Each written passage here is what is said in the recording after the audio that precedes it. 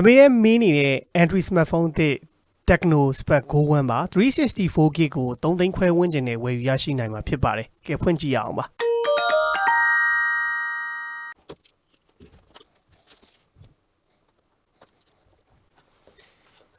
ကဲဒါကတော့ပြီးမှကြည့်မယ် user guide warranty cap ပါမယ် Sync ejector silicon cover အကြည့်လေးပါပါမယ် Type C ဂျို 10W charging ကောင်းလေးပါပါမယ်ပါဝင်တဲ့ specification တွေအားလုံးကိုကျွန်တော်ဒီမှာရေးပေးထားတယ် 6.67 inch LCD ပေါ်မှာ 120Hz refresh rate နဲ့သုံးရမယ်၄နှစ်ကြော်တိုင်အောင်ချောချောမွေ့မွေ့နဲ့အသုံးပြုနိုင်မယ်နောက် infrared remote control ပါမယ် 4.5G network မှာအသုံးပြုနိုင်မယ်နောက် dual speaker ပါတယ်ဆိုပြီးတော့ရေးထားတယ်ကျွန်တော်တို့ကြည့်အောင်ပေါ့နော်ဒီ quality ကတော့အဝေးကနေလှမ်းကြည့်လိုက်တာနဲ့သူ့ရဲ့ကင်မရာအောက်ဆိုးက iPhone 15 လားလို့ထင်မဲ့စရာရှိတယ်ပေါ့နော်။ဘာလို့ဆိုတော့ကင်မရာနှလုံးက iPhone 15 မှာထားသလိုအနေထားလေးသွားထားတာဆိုတော့ iPhone 15 ပုံစံဒီဇိုင်းနဲ့သွားဆင်တယ်။သူကရှင်းရှင်းလင်းလင်းပါပဲ။ကင်မရာကတစ်လုံးနဲ့ပါတာပါ။30 megapixel main camera ပါမယ်ပေါ့။ဒီအောက်ကတော့ကျွန်တော်တို့ဘာမှမပါပါဘူး။ဒီကင်မရာကအလုံးမလုံးဘူးပေါ့နော်။ဒီတိုင်းအလှတက်ထားတာဒီမဲ့ကျွန်တော် flash မီးပါမယ်။ Big quality ကတော့ plastic frame ကိုပဲလှပပအဓိကဒီဇိုင်းကတော့ iPhone 15 နဲ့စင်တူတဲ့ကင်မရာအောက်ဆိုးလေးတွေလှုပ်ပြီးထားတာလာတယ်ပေါ့ဗျာเนาะအဲ့အနေထားတိုင်းမြင်တွေ့ရမယ်ပေါ့ကျွန်တော်တို့နောက်က matte finish ပါလက်ရမထင်အောင်တော့လုပ်ပြီးထားတာတွေ့ရတယ် Tecno နဲ့ Infinix တွေမှာတွေ့နေကြပုံစံတိုင်းပဲကျွန်တော်တို့ flat frame flat cover design နဲ့ပဲလာတယ်ကင်မရာဘက်ကြီးကကျွန်တော်တို့အရန်ထွက်တာမတွေ့ရဘူးအပေါ်ဘက်မှာတော့မြင်တဲ့အတိုင်းကျွန်တော် speaker တစ်လုံးပါမယ်ဒီဘက်ဘေးမှာတော့ကျွန်တော် volume up down power buttonမှာ side mount fingerprint လေးပါဝင်တာကိုတွေ့ရမယ်အောက်ဘက်ချက်မှာ speaker တစ်လုံးဒီဘက်မှာ type C ပေါ့ mic 3.5mm audio jack ပါမယ်ကျွန်တော်ဒီဘက်ဘေးမှာတော့ SIM slot လေးထည့်ပေးထားတာကိုတွေ့ရပါတယ် SIM card ဘယ်နှကတ်ထည့်လို့ရအောင်ကြည့်ရအောင်ပေါ့နော် SIM card ကတော့ 3 card slot ဖြစ်ပြီးတော့ SIM card 2 card memory card ဖြိုင်တူထည့်သွင်းအသုံးပြုနိုင်မှာပါအထူအနေနဲ့ဆိုရင်လည်း 8.35mm ပဲရှိမယ်လေးချိန်က 189g ကျော်ပဲဆိုတော့ပေါ့တဲ့ထဲမှာပါပါတယ်ရှေ့ဘက်မှာတော့ 8 megapixel selfie camera ကိုတက်ဆင်ပေးထားတယ် screen size အနေနဲ့ 6.67 inch LCD ကိုပဲသုံးပေးထားတယ်ပေါ့နော် 720p resolution နဲ့ကြည့်ရမယ် 120Hz refresh rate support ပေးတာတော့ဒီကောင်းတဲ့အချက်ပါကျွန်တော်တို့ဆက်ရက်လေးလုပ်ပြီးကြည့်ရအောင်ပါဒါတော့ကျွန်တော်တို့ Tecno Spec 9 လေးကိုဆက်ရက်လုပ်ပြီးမြင်တွေ့ရမယ်အနေထားပါ pre-brightness ကတော့ကျွန်တော်အတိအကျရေးထားတာတော့မတွေ့ရဘူးပေါ့နော်သူ့ရဲ့ site မှာလည်းပေါ်ပြမထားဘူးဒါပေမဲ့ pre-brightness ကတော်တော်လင်းတဲ့အထဲမှာတော့ပါပါတယ်ကျွန်တော်တို့ကြည့်ခဲ့တဲ့ Smart 9နဲ့လည်း display quality ကမတိမ်မယိမ်းအနေထားရှိတယ်ဒီကောင်တွေက global version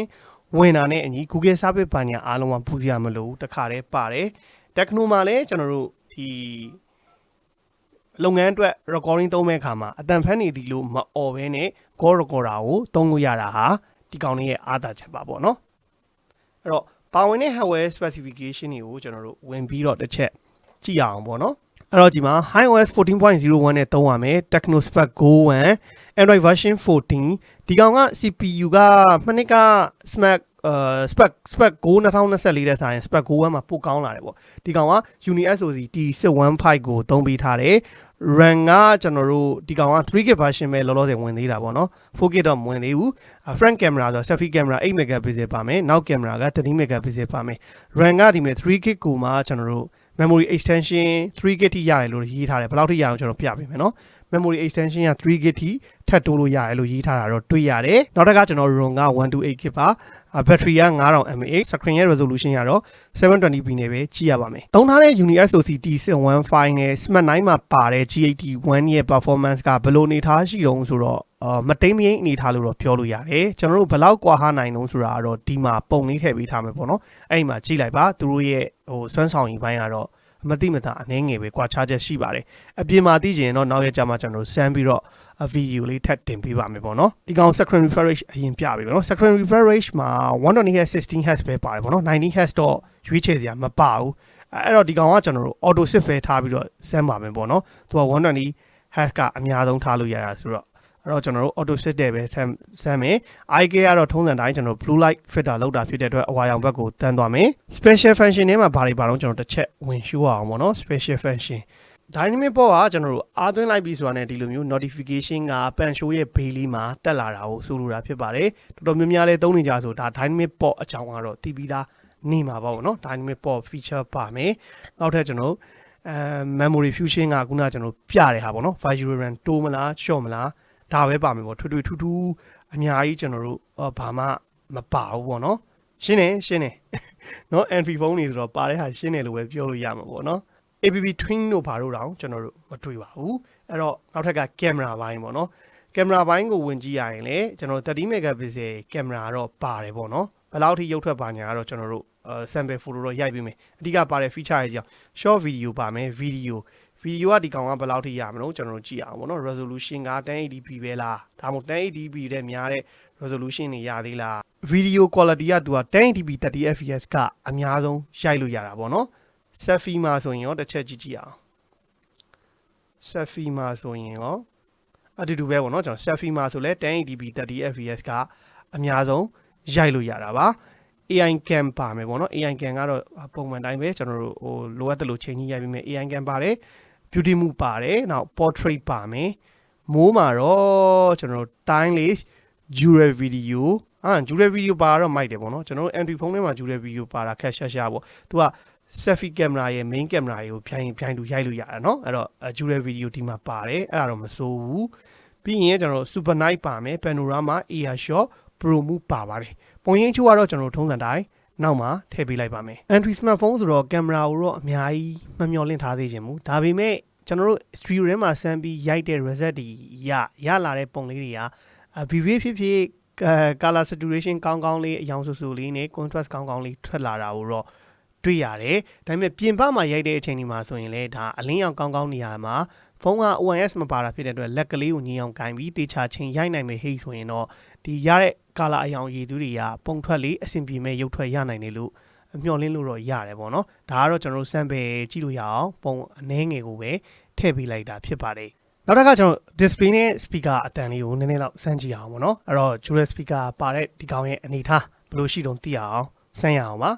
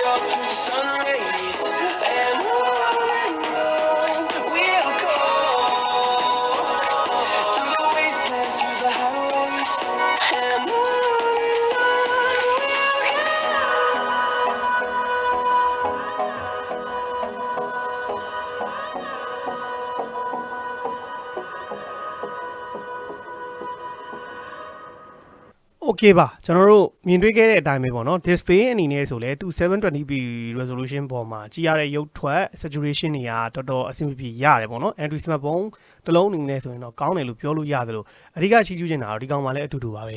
speaker ကကျွန်တော် Smart 9လုံးမှာပဲဒီ Tecno Spec Go 1မှာလည်း speaker တော်တော်ကောင်းလာပါတယ်ဒီကောင်က300ဘောလုံးချဲ့လို့ရတယ်ပေါ့နော်ဒီမှာမြင်300ဘောလုံးချဲ့လိုက်တယ်ဟိဆိုတော့အယောင်မှာပြောင်းသွားတယ်ကျွန်တော်တို့Smart 9ကိုဆန်တော့ကတော့300ဘောလုံးရတယ်လို့ပြောတယ်ဒီလိုမျိုးထိချဲ့လို့မရသေးဘူးပေါ့နော်အဲ့တော့ तू ကတော့ software update ပြန်စောင်းအောင်ပဲတင်တယ်အဲ့တော့ဘာပြောဒီထွက်လာတဲ့အခု function holding အောက်မှာရှိတဲ့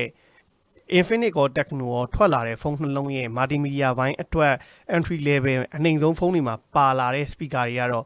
တော်တော်ကြီးကိုကောင်းလာတယ်လို့ပြောလို့ရတယ်ပေါ့ဗျာဘယ်လိုပဲဈေးကြီးတဲ့ဖုန်းတွေတက်မဝယ်ဘူးဆိုရင်တော့ entry line M Martin ကိုတော်တော်အဆင်ပြေတဲ့ speaker တွေပါလာတာကတော့နှလုံးသဘောကျပါတယ် webcam လောက်ရမယ်ပေါ့နော်အဲ့တော့အတန်တော့တော်တော်မိုက်ပါတယ်ဒီကျွန်တော်တို့မြင်ဘူးနေကြ entry smartphone အနေနဲ့မတူတော့ဘဲနဲ့ပို့ပြီးတော့အတန် quality ကောင်းကောင်းလေးနဲ့ခံစားရမှာပေါ့နော်အတန်ကျတာဆိုလို့တာမဟုတ်ပါဘူးတကယ်ကိုသူကသူ base stand ဘာညာရှိစတဲ့လောက်ရှိတယ်ပေါ့နော်ကဲဟုတ်ပြီပြီးရင်တော့ကျွန်တော်တို့ထုံးစံတိုင်း mobile လေးချက်မှာ block graphic setting ရတော့ဝင်ကြည့်မယ်ပေါ့နော်ဒီမှာသုံးထားတဲ့ SoC တွေကတော့တကယ် gaming အသားပေးပြီးတော့ဆော့ဖို့အတွက်တော့ maybe ဖြစ်ချင်မှဖြစ်လိမ့်မယ်ဒါပေမဲ့ကျွန်တော်တို့ကဖုန်းတစ်လုံးစမ်းပြီးဆိုတဲ့နေရာမှာ user တွေကအကုန်သုံးတာဆိုတော့ဒီပေါ်မှာတော့ဒီလောက်ရနိုင်တယ်ဒီလောက်ဆော့လို့ရတယ်ဆိုတော့သိအောင်လို့ပြပေးတာပါ heavy user တွေကတော့ဒီပေါ်မှာ game ဆော့လို့တော့မသိဘူးပေါ့နော် Tecno Spec Go 1ပေါ်မှာ UNISOC T615 နဲ့ mobile legend ကိုဆော့ကစားရင်ရမယ့် graphic setting မှာအဲ့တော့ graphic ကကျွန်တော်တို့ ultra ထိပွင့်ပါတယ် frame rate က super ထိထားပြီးတော့ဆော့လို့ရပါတယ်တကယ်လို့မပွင့်တဲ့လူတွေရှိရင်တော့ကျွန်တော်တို့ VPN လေးခံချိတ်လိုက်ပါတော့အဲ့ဒါဆိုရင်တော့VPN ပထမတစ်ခေါက်ခံပြီးရင်တော့ဒီလို graphic ပွင့်มาလိမ့်မယ်မပွင့်တဲ့လူကိုပြောတာပါပွင့်ပြီးသားလူဆိုရင်တော့ပြဿနာမရှိပါဘူးသူ recommend ပေးတာကတော့ graphic ကို high ထိထားပြီးဆော့လို့ရတယ်လို့ recommend ပေးထားတာရှိပါတယ်ဒါကရမယ့် graphic setting တွေကိုပြပေးတာပါဆော့ကောင်းမကောင်းကတော့ကျွန်တော်တို့လည်းreview လုပ်တယ်လို့မဆန်းရတဲ့တော်တော်အသေးချာတော့မပြောတတ်သေးပါဘူးဒါကရမယ့် graphic setting ပါ Honor King ကို UNISOC T615 Spec Go 1ပေါ်မှာဆော့ကစားရင်ရမယ့် graphic setting ပါကျွန်တော်တို့ FPS က high ထိရမယ် resolution ကတော့ကျွန်တော် ultra ထိ support ပေးထားတာကိုတွေ့ရပါတယ်အဲ့တော့ဒါ Honor King ကိုဆော့ကစားရင်ရမယ့် graphic setting ကြီးဖြစ်ပါတယ် Spec Go 1ရဲ့ T615 မှာ patch ဆော့ကစားရင်ရမယ့် graphic setting မှာ setting ထဲမှာကြည့်အောင်ကျွန်တော် graphic က ultra တော့ပွင့်မယ်တင်ပါတယ်ဒီကောင်ကကျွန်တော်တို့ HD high ရမယ် balance high ရမယ်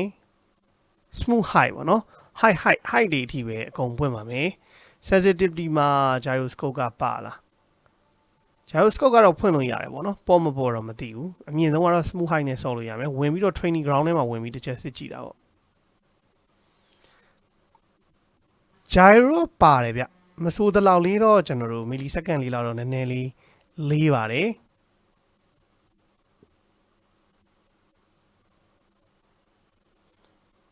စကုတ်ကတော့ချိန်လို့မကောင်းเนาะဒီကောင်စကုတ်ကတော့ဒီလိုကျွန်တော်တို့ပြစ်တော့မယ်ချိန်တော့မယ်အဲ့လိုဆိုရင်တော့လာတွန့်တော့ပါတယ်เนาะစကုတ်ကတော့ဒီလိုချိန်ပြစ်မယ်ဟိဆိုရင်တော့အရင်မကောင်းပါဘူးเนาะစကုတ်မငြိမ်ပါဘူးအဲ့တော့ကျွန်တော် Spec Go 1လေးကို unboxing လုပ်ပြီးတော့ first impression အနေနဲ့ပြောရရင်လောလောဆယ်ကျွန်တော်တို့ Spec Go 2024လေးလည်းပြင်းနေတယ်ဆိုတော့ Spec Go 1ကထွက်လာတဲ့ big quality design သားနာအနက်မဟုတ်ဘဲနဲ့အဖြူဆုံးလဲတော်တော်လှတယ်ပေါ့နော်သူကင်မရာဘန်လေးက iPhone 15လေးလို့သွားထားတဲ့အနေအထားဆိုတော့ပုံစံဒီဇိုင်းအသားအနာနဲ့ငယ်ပြောင်းသွားပြီးတော့လှတပတ်တာလေးနဲ့ကန်ရမယ့်အနေအထားလေးရှိတယ်အရင်တော့ big quality တော့ကျွန်တော်တို့က Android phone တွေကိုအပြစ်မပြောဘူးဆိုတာလေဗျာ3သိန်းကျော်ဈေးတန်းမှာဆိုတော့ဒီလောက်အနေထားပဲရအောင်ပေါ့ဒီကောင်တွေကတခုကောင်းတာပန်ရှိုးတွေနဲ့လာတယ်ဘာညာဆိုတာရအောင်လုပ်ပေးထားတယ်ပေါ့အဲ့ဒါကိုကျွန်တော်တို့ကဒီကောင်ကြီးက Android phone ကိုသွားပြီးတော့ချင်းကြီးကြီးလိုက်တာတို့ဘာဖြစ်တယ်ညာဖြစ်တယ်လို့ပြောရင်ကျွန်တော်တို့ကအခုခေတ်ငွေသေးနေဆိုရင်နည်းနည်းတရားလွန်ကြားနေပြီလို့မပြောတာပါအဲ့တော့ရှိသင်းရှိထိုက်တယ်ဆိုတာတဲ့ Android လုံးမှာရနိုင်တဲ့ big quality အနေထားမှာလှတပတ်တာဇာဆိုင်ဖြစ်အောင်တိစောက်ပေးထားတာသူ့ရဲ့အားသာချက်ဖြစ်လိမ့်မယ်။နောက်ကဒီကောင်ကကျွန်တော်ပြောနေကြစကားဆိုခဏခဏလေးကျွန်တော်ဗီဒီယိုကြည့်နေကြဆိုသိမယ်။ဒီကောင် matte finish ဆိုပေမဲ့ဒီမဲ့လက်တကယ်လို့ကျွန်တော်တို့လက်အစီးထွက်တဲ့သူပေါ့နော်။လက်ကျွန်တော်တို့ချွေးစည်းပြန်တဲ့လူဆိုရင်တော့လက်ရထင်မဲ့အနေထားတော့ရှိတယ်။ဒါပေမဲ့ big quality design သားနာတော့ဘာမှပြောစရာမရှိဘူး။ multimedia ခံစားဖို့အတွက်ကတော့ဒီဈေးဝင်းကျင် 720p လာတဲ့ company လုံးတွေမှာဆိုရင်ဒီကောင်တော်အဆင်ပြေတယ်အဓိကကောင်းတဲ့အချက်ကလည်းပါတဲ့ speaker နော်ကျူတဲ့ speaker ဖြစ်သွားတာမိုက်တယ်ဒီနေရာမှာကျွန်တော်တို့လာမယ် Smart 9နဲ့ဒီ Spec 1နဲ့ဘယ်သူတာတော့နဲ့ display နဲ့ speaker ကတော့ကျွန်တော်အတူတူလောက်ပဲရမှတ်ပြီးမှာပဲနှစ်ခုလုံးကအတန်ရောရုပ်ထွက်နေထားရောတော်တော်အဆင်ပြေတယ်ပေါ့နော်ဒီဈေးတန်းဝင်းကျင် company လုံးတွေထဲမှာတော့တော်တော်တန်နဲ့သုံးလို့ရမယ်အနေထားမှာရှိတယ်ဖုန်းတွေဖြစ်တယ်အဲ့တော့ battery 9000 mAh ကတော့အတူတူလောက်ပဲလို့ပြောလို့ရတယ်ဒါပေမဲ့ Spec 1မှာအားသာချက်တစ်ခုရှိတာပါအောင်ဆိုတော့ဒီကောင်က15 watt ဆက်ဖို့ပြီးရလို့ပြောတယ်ဒါပေမဲ့ဘူးထဲမှာတော့ဗျာ10 watt ပဲထည့်ပေးထားတာအဲ့ဒါကြီးကတော့မမိုက်ဘူးဘယ် user မှာတော့ Android smartphone ဝယ်ပြီး15 watt charging ကောင်ပြန်ဝယ်သုံးမှာမဟုတ်ဘူးပေါ့နော်15 watt ဆက်ဖို့ပြီးရတော့ရေးထားပြီးတော့10 watt charging ကောင်ပဲထည့်ပေးထားတာတော့မမိုက်ဘူးပါတဲ့ဒီကျွန်တော်တို့ camera က Android phone ထဲမှာရိုက်လို့အဆင်ပြေတယ်ဆိုတော့ရုပ်ထွက်ကိုရတဲ့ camera တက်ပေးထားတာကတော့သဘောကျစရာကောင်းတယ်ပါဝင်တဲ့ SoC T715 က daily drive ကို AACC သုံးလို့ရတယ်ကျွန်တော်တို့ဒီမဲ့ဆန်းပြတဲ့ game တွေကိုတကယ် heavy usage ဆော့လို့ရလားဆို heavy usage ကတော့ဆော့လို့မရနိုင်တော့ပါဘူးတခါတလေအပြင်းပြေဆော့ရင်တော့ဆော့လို့ရကောင်းရနိုင်တယ် daily drive တက်ကတော့ AC အနေထားမှာရှိပါတယ်အဲ့တော့ဘာပြောကျွန်တော်တို့က Android smartphone ကိုတခါလာလဲ Smart 8တို့ Spec Go 2024တို့ရိုးနေပြီဆိုရင်တော့ခုတစ်ထက်တဲ့ Spec Go 1လေးရလဲရွေးချယ်စရာအနေနဲ့ဝယ်လို့ရနေပြီလို့သတင်းကောင်းပေးရင်လည်းဒီနေ့ video လေးကိုဒီမှာတင်အဆုံးသတ်ပါမယ်အားလုံးဘိုင်ဘိုင်ပါ